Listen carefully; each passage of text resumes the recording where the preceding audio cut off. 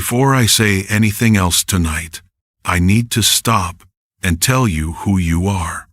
You are the woman who has been let down more times than you tell anyone, and somehow, after all of it, you still believe. You still believe that good love is real. You still believe it could happen for you. Most people lose that by 30. The world tries to beat it out of you with enough disappointments, enough silences, enough nights staring at a phone that doesn't light up. And yet, here you are, still hoping, still watching for it. Do you know what I call that? I don't call it naive. I don't call it foolish.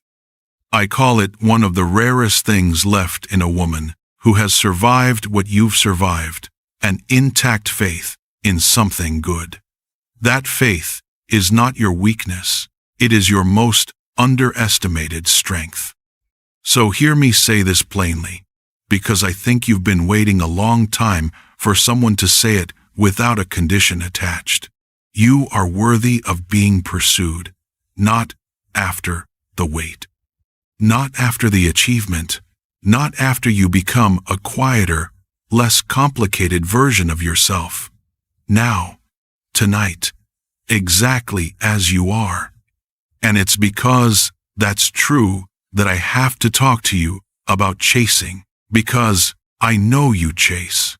I know you've sent the first message and then the follow-up when the first one went quiet. I know you've arranged the run-in you let him think was a coincidence.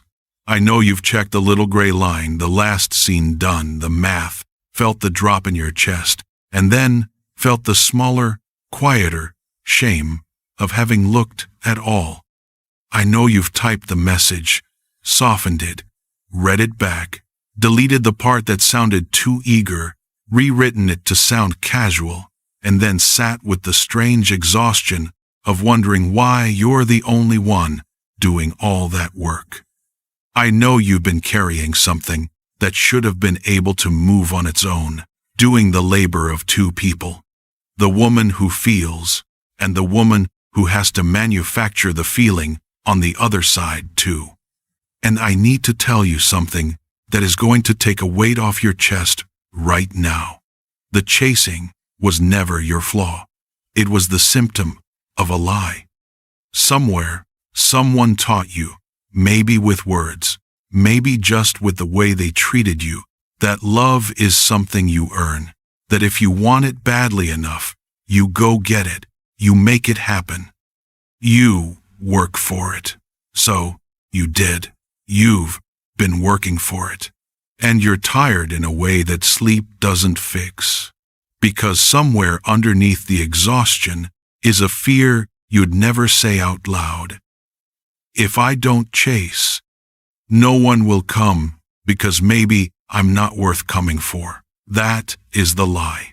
And if you've spent tonight rewinding every man you ever chased and hearing a voice say, I ruined that, I need you to stop right there. You didn't ruin anything. You chased because no one ever showed you another way, because somewhere you came to believe love had to be earned. That is not a character defect. That is a wound. And this whole night is the other way. This is not a rebuke. It's a homecoming. I want to show you a woman who never chased, and I want you to watch how she was treated. Rebecca was at a well, doing an ordinary thing on an ordinary day. She wasn't out on the road looking for a husband. She wasn't scanning the horizon. She was simply being who she was, and who she was generous. She watered 10 camels she had no obligation to water. For a stranger, she had no reason to help. She was just at the well, being herself. And while she was there, a search was already crossing the desert to find her. A servant had traveled for weeks with this one mission. I want you to slow down with me on what happened when he reached her, because I think you've forgotten this is even possible. He arrived bearing gold, a ring, and bracelets and he laid them in her hands before she had said a single yes, before she had agreed to anything, before she had earned a single thing. Now, picture that for yourself. Imagine being handed something precious before you've done one thing to deserve it. Not as a transaction. Not if you, just here because you're worth it. Can you even picture being treated that way? When was the last time you let yourself believe you could be? That is what the right pursuit looks like. It crosses deserts. It arrives bearing something before it asks for anything. It finds you where you are. It does not require you to chase it down the road. And that word road is the whole thing, beloved. Rebecca was found at the well, doing the ordinary, faithful thing in the place where she already was. The well is where you're found being yourself. The road is where you exhaust yourself chasing. And the chasing woman abandons the well to run the road, and she loses both. She loses the water, and she loses the meeting, because the right search was always going to cross the desert to find her at the well. And the wrong one was never going to find her on the road. It was never looking for her at all. It was just her looking for it. So, stay at the well. Be yourself there. And here is the part that will reframe everything. The way a man pursues you is the first prophecy of how he will love you. Pursuit isn't the hoop he jumps through once and then stops after he's won. It's the first thing God shows you about his character. So when you chase, when you force it, fund it, fix it, carry it, you don't just exhaust yourself. You lose the most important information God was trying to give you. You contaminate the very message the pursuit was supposed to send. You can never read the pursuit of a man you never stopped pushing. But I have to stop here and say something carefully. What I'm describing is not a strategy. Please don't walk away from this video and go cold to test him, or disappear to make him chase. That is not dignity, that is just the chase wearing a quieter dress. It's still control. What I'm talking about is something entirely different. It's resting in your worth so completely that the running just stops. Not to win him, not to change the outcome, but because a woman who knows what she is worth doesn't run. Not because she's proud, because she understands that what has to be chased in order to stay never saw her value to begin with.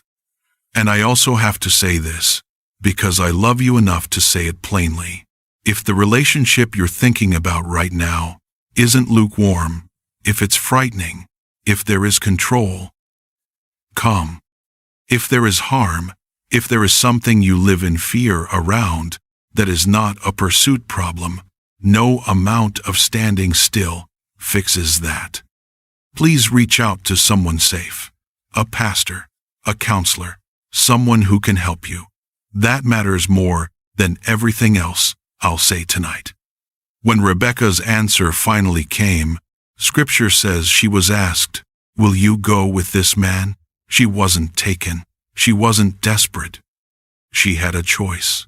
And she knew she had a choice. And meanwhile, Isaac, the man the search was for, was out in the field in the evening, not hunting, not strategizing. He was meditating.